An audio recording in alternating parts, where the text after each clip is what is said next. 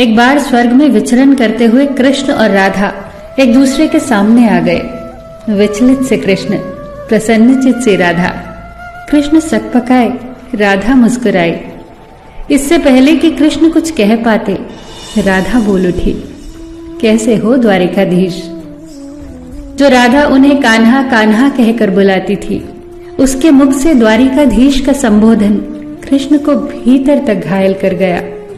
फिर भी किसी तरह अपने आप को संभाल लिया उन्होंने और बोले राधा से, मैं तुम्हारे लिए आज भी वही कान्हा हूं।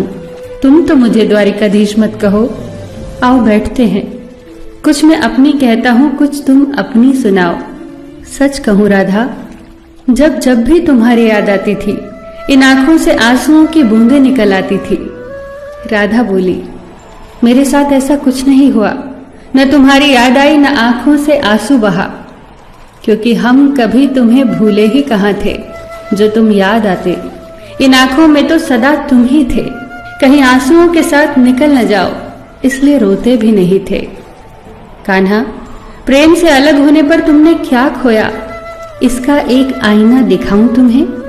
कुछ कड़वे सच प्रश्न सुन पाओ तो सुनाऊं। कभी सोचा है इस तरक्की में तुम कितने पिछड़ गए।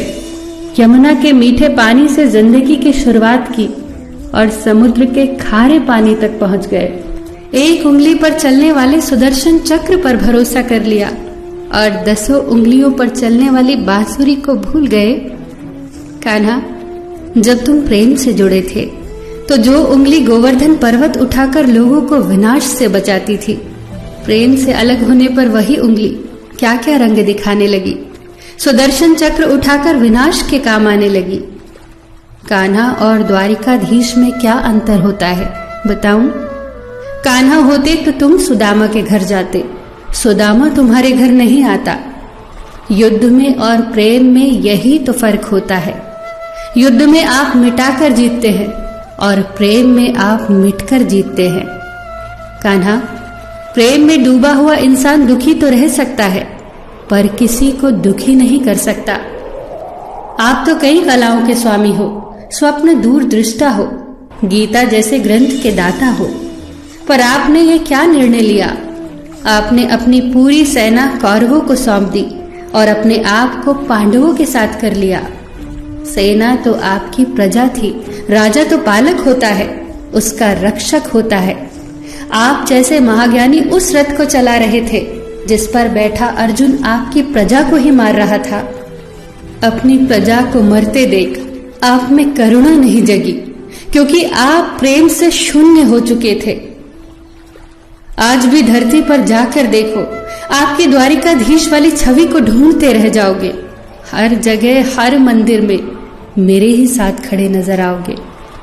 मैं जानती हूं कान्हा, लोग गीता के ज्ञान की बात करते हैं, उसके महत्व की बात करते हैं, पर धरती के लोग युद्ध वाले द्वारिकाधीश पर नहीं, प्रेम वाले कान्हा पर भरोसा करते हैं।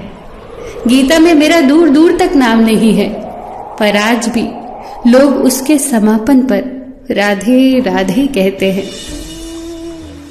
ये कहानी काल्पनिक जरूर है, पर इसके भीतर छिपी सीख बहुत महत्वपूर्ण है। श्री कृष्ण के पास कभी किसी प्रश्न का उत्तर ना हो, ऐसा तो हो ही नहीं सकता, परंतु राधा द्वारा लगाए गए प्रश्न चिन्हों पर कान्हा मौन रहे। यही तो है प्रेम में समर्पण का भाव। पराक्रम में हमें हर किसी को हराना होता है, तब भी हम जीतकर भी हार जाते हैं, परंतु प्रेम में एक ही कईयों का दिल जीत लेता है। सही कहा है कि छोटी सी उंगली पर पूरा गोवर्धन पर्वत उठाने वाले भगवान श्री कृष्ण छोटी सी बांसुरी को दोनों हाथों से पकड़ते थे। फिर मिलेंगे दोस्तों अगली कहानी के साथ। तब तक के लिए अपना ख्याल रखना और हमेशा मुस्कुराते रहना।